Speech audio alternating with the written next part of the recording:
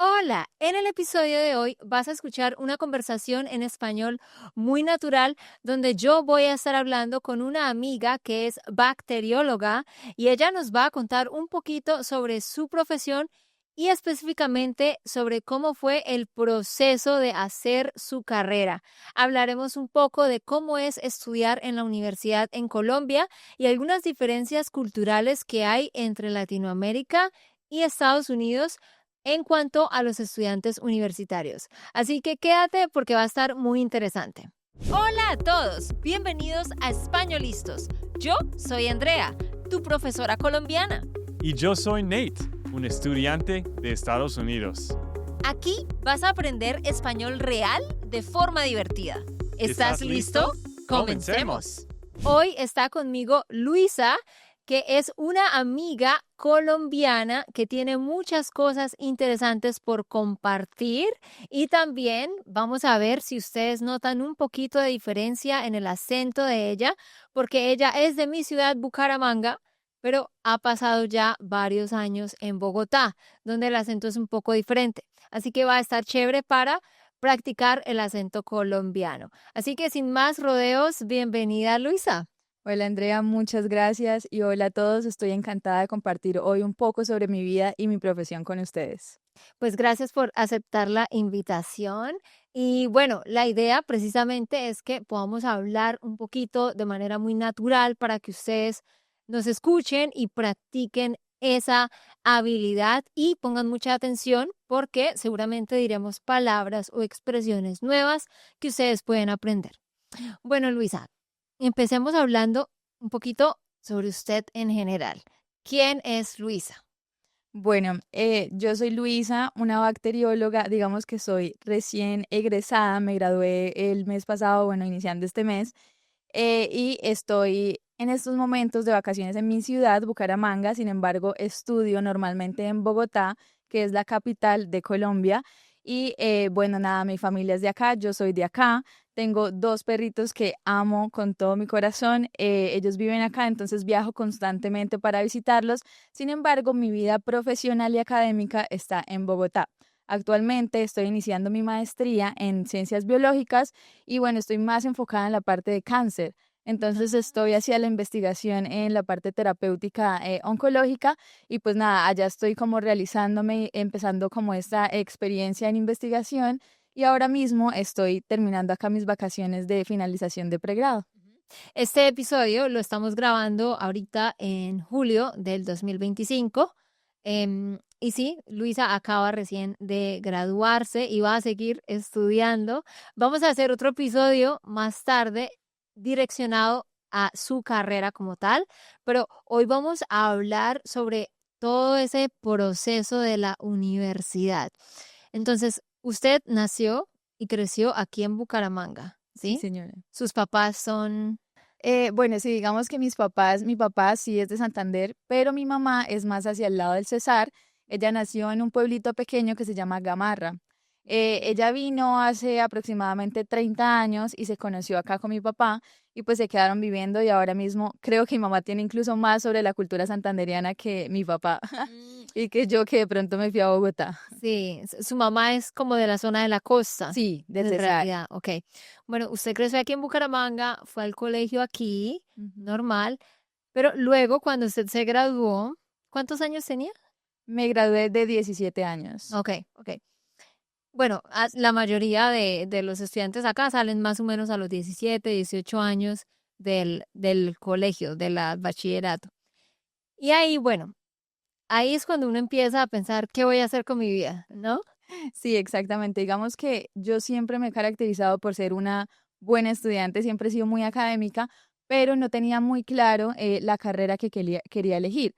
Sin Mm. embargo, mi hermana es médico y ya tenía la inclinación de que también quería irme hacia la salud, pero no sabía muy bien en qué carrera, ¿sí? No quería de pronto medicina porque me parecía que era contacto muy directo con las personas y yo quería de pronto algo más en la parte interna, como de laboratorio. Ok. Entonces yo recuerdo que en 11 tenía un profesor de química que me inclinó mucho hacia esa área y Ah, pues estaba pensando entre química pura o de pronto algo de microbiología en el laboratorio.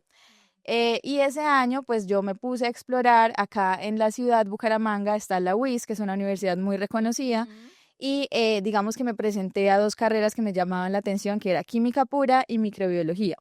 Y pues digamos, ahí me fui acercando más hacia la bacteriología, que fue lo que finalmente terminé haciendo, pero esa fue mi primera cercanía, la microbiología. Pasé a las dos carreras y elegí microbiología. Entonces ahí llego como a ese ámbito del laboratorio y de la parte más de ciencia como tal. Ah, interesante. O sea que, porque esa iba a ser justamente mi pregunta.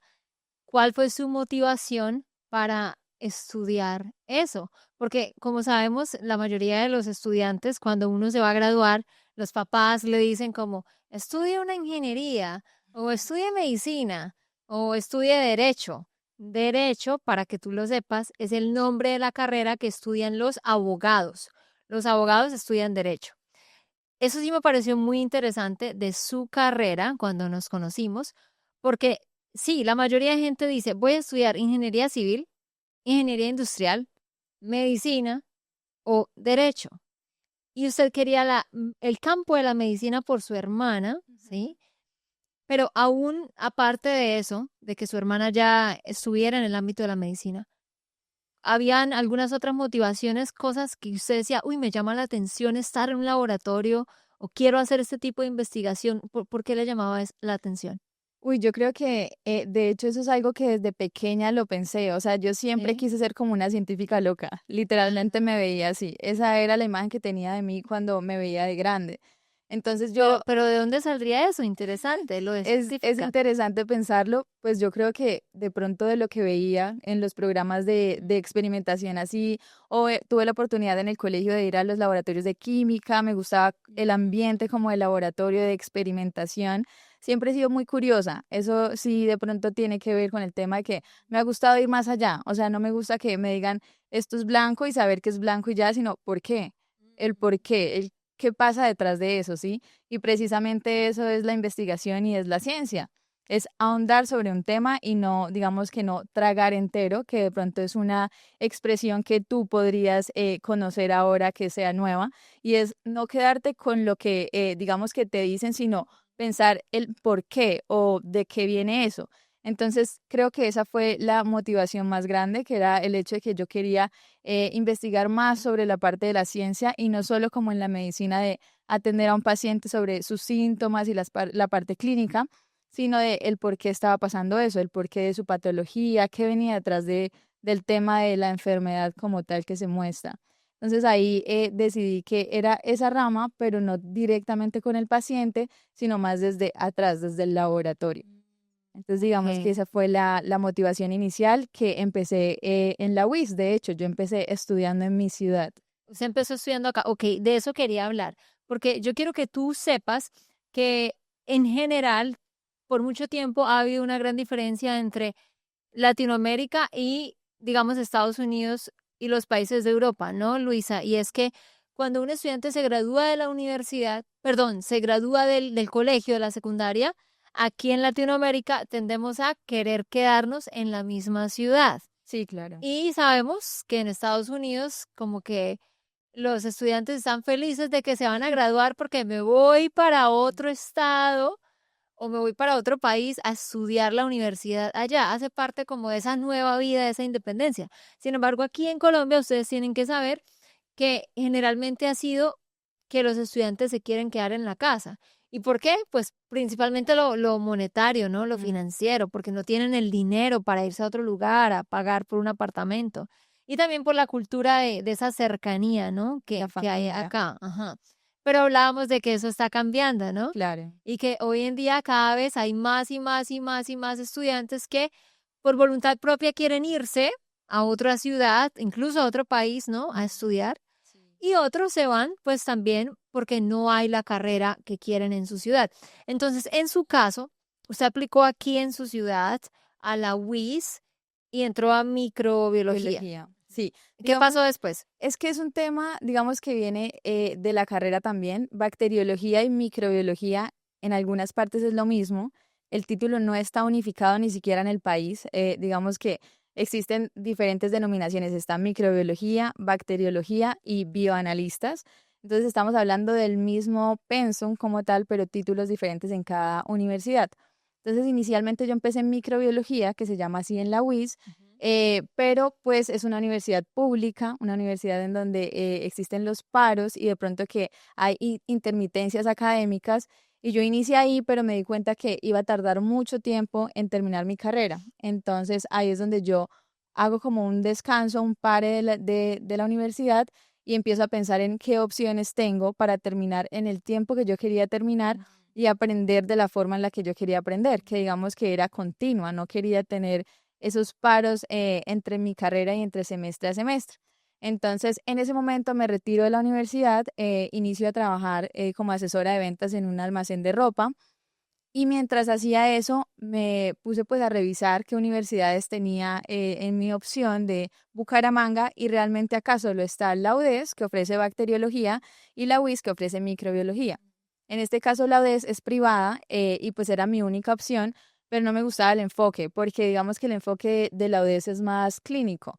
Y yo, como ya lo he mencionado, quería más hacia la parte de investigación, me gustaba mucho más.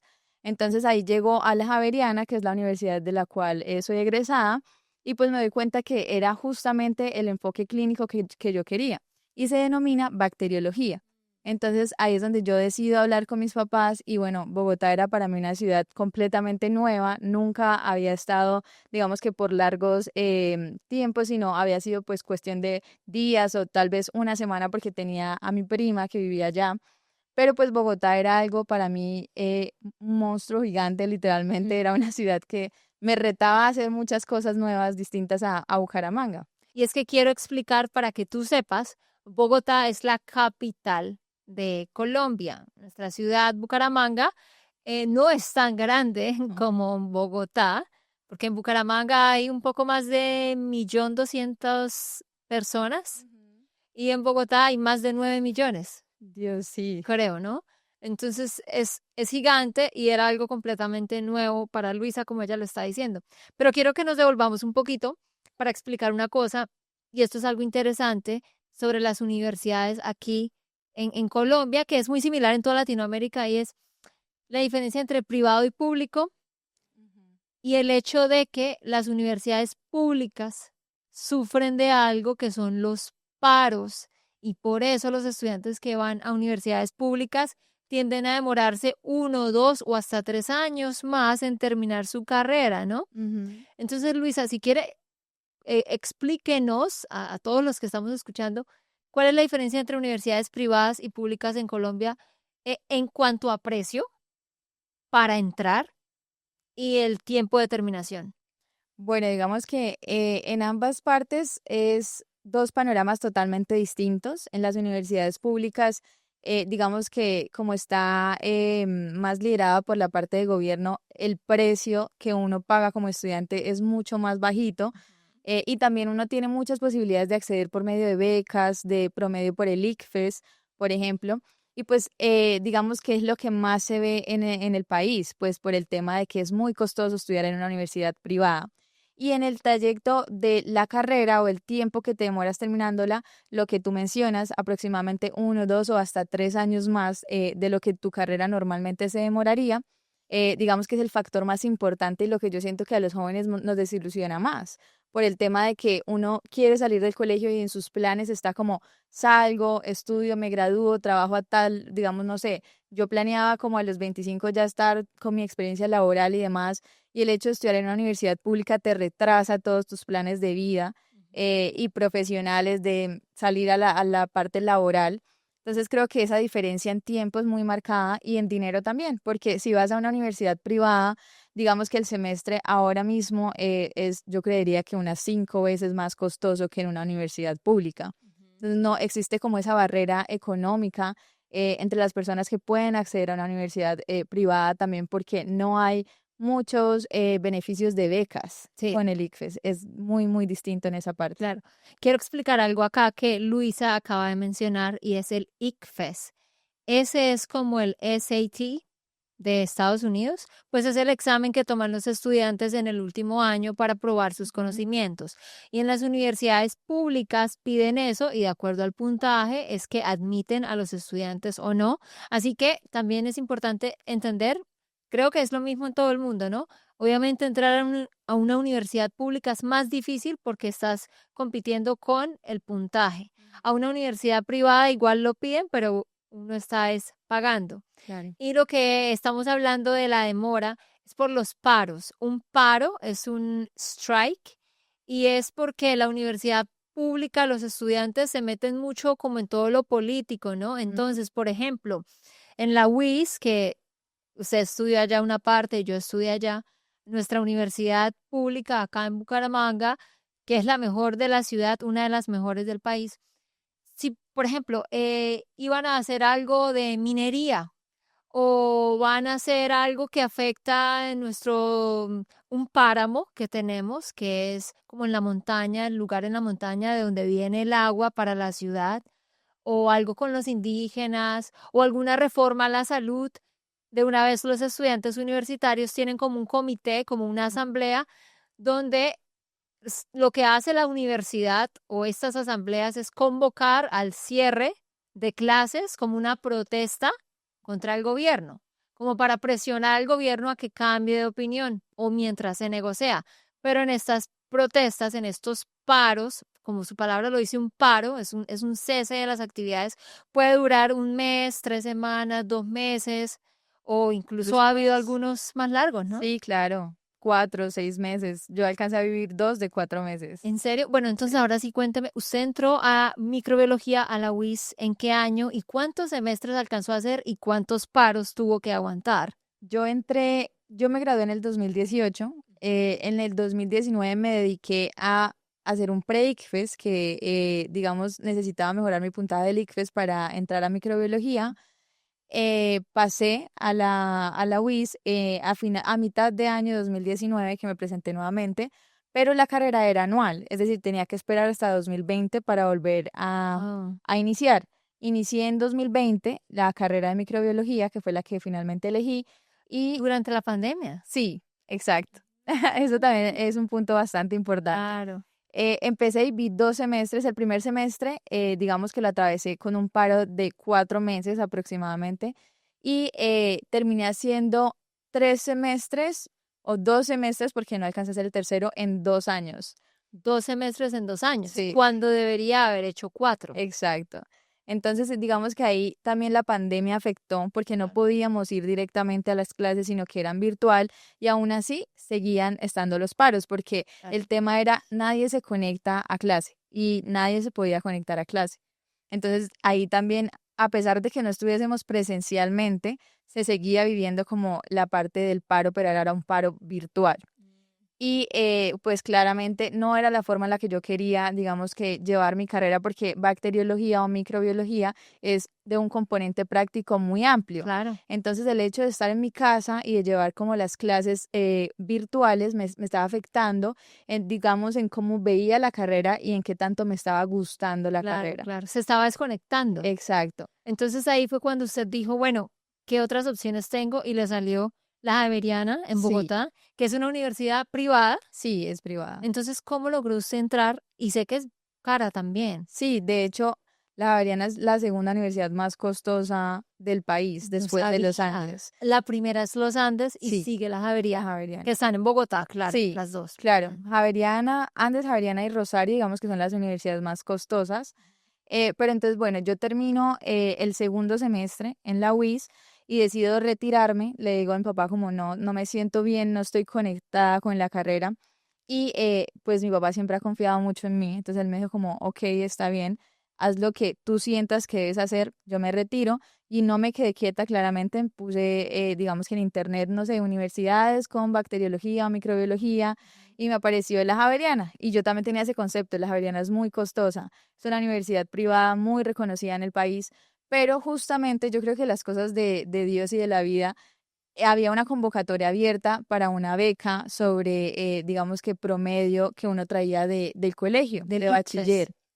Entonces yo dije como, esta es mi oportunidad, o sea, acá me voy a presentar, me gano esa beca y ya tengo la mitad del camino, digamos que solucionado. Entonces me presenté y hice todo mi proceso de admisión mientras trabajaba. En esos 6 meses yo trabajé como la asesora en una tienda. Presenté todos los papeles que necesitaba para la beca y me la gané. Me gané la beca Bueno, del 50% de mi carrera, de toda la carrera. súper. Entonces era como la motivación, ¿no? Ya entonces ahí hablé con mis papás, les conté como miren, o sea, tengo esta beca, quiero ir a hacer mis estudios en Bogotá y siempre he tenido de nuevo el apoyo de ellos, más que todo mi papá, como siempre ha creído firmemente en mí. Y la respuesta fue como, vamos, o sea, de una, de una. Y nos fuimos para Bogotá los cuatro a buscar apartamentos ya para empezar a estudiar nuevamente desde cero, porque iba a empezar y empecé Ah, desde desde cero. cero. Le iba a preguntar si había podido homologar, pero no. Se pudo, pero después, o sea, es que también el tema de las universidades públicas con la homologación es difícil. Porque una pública homologar a una privada. Claro, claro. Entonces sí fue un tema complejo, más que lo que había visto, lo había visto virtual. Entonces, para que me homologaran el tema del papeleo fue terrible, pero bueno, finalmente se pudo hacer con casi que los 2 semestres completos. Entonces yo inicié en primer semestre y en segundo semestre homologué las materias y terminé estando en tercer semestre de la Javeriana. Entonces sí fue como que un avance muy grande que me permitió no perder el tiempo que había hecho en la UIS y sí terminar un poco como más adelantada en la Javeriana. Qué Entonces ahí empecé y adelanté los 3 semestres y quedé, digamos que a la par de las personas que ya estaban más adelantadas que yo en ese año de pregrado.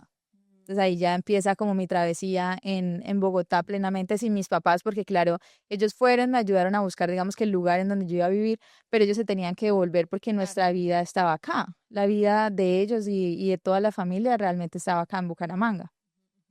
Y bueno, antes de continuar, quiero yo recordarte a ti, tú puedes descargar la transcripción de este episodio, solo debes ir a españolistos.com y allí encuentras el episodio, descargas la transcripción. Yo te recomiendo que lo escuches de nuevo mientras sigues la transcripción y estés pendiente de subrayar y encerrar en un círculo las palabras y expresiones nuevas que encuentres, que nos escuches decir. Ya luego puedes buscar el significado, pasarlas a tus notas y hacer ejercicios de escucha con estas entrevistas que hemos estado haciendo. Muy bien, Luisa. Y entonces, súper interesante todo y qué chévere que tuvo esa oportunidad de ganarse la beca. Pero hablemos un poquito sobre cómo fue ese proceso. Ya casi vamos a tener que terminar porque se nos va el tiempo muy rápido. Pero, ¿cómo fue ese proceso de vivir en otra ciudad lejos de sus papás, estar allá solita, todo eso?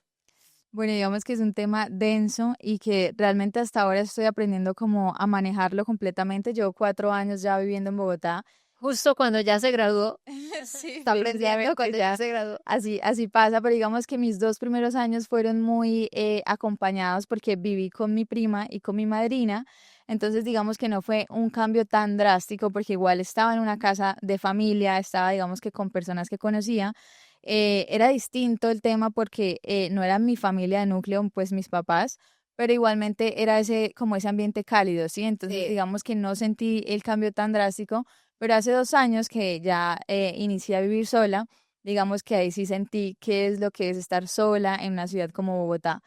Y bueno, para mí yo creo que lo más duro es el hecho precisamente de llegar a la casa y de pronto no encontrar a alguien con quien hablar, Mm. con quien compartir lo que me pasó, si estuve triste, si me fue bien, si me fue mal. Cuando me iba bien quería un abrazo de mis papás para que me felicitaran, pero no estaban. Digamos que el tema de las comidas también, digamos, cuando me enfermaba, llegar a la casa y no, o sea, tienes que cocinar, tienes que estudiar, tienes que organizar la casa, o sea, no hay tiempo de parar. Y en una ciudad como Bogotá nunca se para, o sea, es corre, corre, o sea, si estás triste, sigue triste, pero cocina, pero ve a estudiar, pero sigue con tu vida. Entonces yo creo que el tema que me ha costado más es el de acostumbrarme a llevar mi vida, digamos, ya de adulto, porque ya es una vida de un contexto muy distinto, por mis propios medios, digamos, y a poner aparte mi lado emocional, de mi lado, digamos, académico, y pues llegar a ese balance de tener mi vida controlada sin tener al lado a mi familia, a mis papás que de pronto me solucionaran las cosas. Creo que ha sido lo más difícil porque Bogotá es una ciudad muy rápida. Mm. Tienes que estar aquí y allá, las distancias son muy largas. entonces tienes que salir con mucho tiempo de tu casa. La gente es mucho más fría, no es como acá que la gente es mucho más, digamos que cálida contigo. Uno pues acá ayuda a las personas porque aún tiene esa confianza, pero en Bogotá la gente es muy desconfiada. Entonces la gente suele ser como muy tosca, o sea, no es como, hola, ¿cómo estás? Sino tú vas en el bus y tú vas en tus cosas, si se te cayó algo nadie te va a avisar. Entonces es como un contexto muy distinto, ¿sí? La cultura es muy diferente. Entonces eso cuesta un poco al inicio, pero después aprendes que tú también te tienes que acoplar a esa cultura de frialdad por el contexto y digamos que la seguridad de la ciudad. Entonces sí, digamos, es un tema bastante denso, pero al fin y al cabo te acostumbras y ya como que te metes en el mundo de Bogotá y aprendes a correr y a ir ahí como en esos tiempos que se manejan en la ciudad. Sí, y es que algo interesante que pues creo que debemos mencionar es que acá en Bucaramanga, donde estamos, es una ciudad más cálida. Bogotá, la capital, es una ciudad más fría y obvio que eso afecta las personalidades de la gente. Como lo hablábamos en otro episodio con Delkin, los que han estado escuchando el podcast por mucho tiempo, hablábamos de que el clima afecta el modo de ser de las personas, ¿no? Claro, Entonces, claro, Luisa, usted pasó de un lugar más cálido con gente más cálida a un lugar más frío con gente más fría en todos los sentidos, ¿no? claro. Pero sí, es interesante. Algo que quería mencionar, ¿cuántos años tiene usted? 24 actualmente. Ok, Luisa tiene 24, se acaba de graduar, ya es bacterióloga. Cuando usted se mudó a Bogotá, ¿cuántos años tenía? 20, acaba de cumplir los 20 de hecho. 20. Bueno, como ustedes escucharon, ella dijo, mis papás fueron conmigo, me ayudaron a buscar dónde iba a vivir, viví con mi prima un tiempo, como que hubo un acompañamiento de los papás. Y es que quiero que tú sepas que eso es muy común aquí en Latinoamérica, a diferencia, por lo que yo he visto, de Estados Unidos, porque, bueno, sé que en muchos casos en Estados Unidos también los papás van con los hijos y los acompañan a que se muden y todo, pero siento que en Estados Unidos los papás como que ya sueltan a sus hijos a los 18, o sea, en la mente de ellos es como, ok, voy a estar ahí si me necesita, pero ya mi hijo es independiente y él tiene que hacer las cosas por sí mismo. Mientras que yo siento que acá en Latinoamérica los papás como que todavía nos ven como, ay, mi hijo, o sea, siento que en Estados Unidos y me imagino que en Europa los papás los sueltan cuando salen del colegio, de la secundaria, y aquí es cuando sale de la universidad.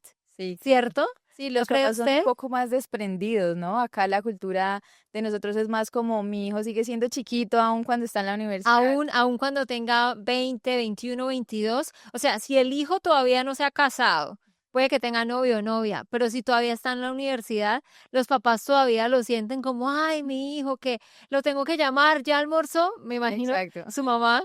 O sea, tipo el mes pasado, cuando ya Luisa se iba a graduar. Hola, mamita, ¿cómo está? ¿Cómo le fue en el examen? Claro. Y ya almorzó, ay, está enferma, le mando unas pastillas y todo el tiempo ahí, como si el hijo todavía estuviera en la casa, los papás siempre están ahí súper pendientes, ¿no? Sí, Entonces sí, yo creo sí. que eso ayuda también a estar en la distancia. Sí, claro, yo creo que el acompañamiento de los papás es un tema fundamental y como tú dices, o sea, yo a pesar de que vivo sola, o sea, digamos que presencialmente no estoy acompañada, digamos que la presencia de mis papás por teléfono, de que si me enfermo entonces me mandan que no sé, los medicamentos, mi hermana me ayuda a pedir los domicilios desde allá y siempre es como, ¿cómo está, hija? ¿Cómo le fue? ¿Qué tuvo hoy? ¿Qué presentó hoy? O sea, igual ellos siguen estando muy pendientes y no es como que me fui y ya hablamos una vez por semana, no, sino todos los Exacto. días la llamada, qué almorzó, qué ha preparado estos días de almuerzo, o las videollamadas, incluso cuando estoy cocinando, me pongo en videollamada con mi mamá y cocinamos juntas,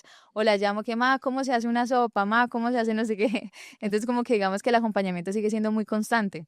Y yo me imagino que, a ver, obviamente en Estados Unidos, en Europa, en otros países, pues también hay casos así, pero yo lo que he podido notar a nivel cultural, sí hay una diferencia en general, que aunque los hijos se vayan de la casa, los papás siguen estando muy ahí rodeándolos y sienten que todavía están como pequeños, que todavía no son adultos del todo, digamos, sino hasta cuando se gradúan. A diferencia de como es en general en Estados Unidos, como decía yo, que ya lo sueltan más temprano.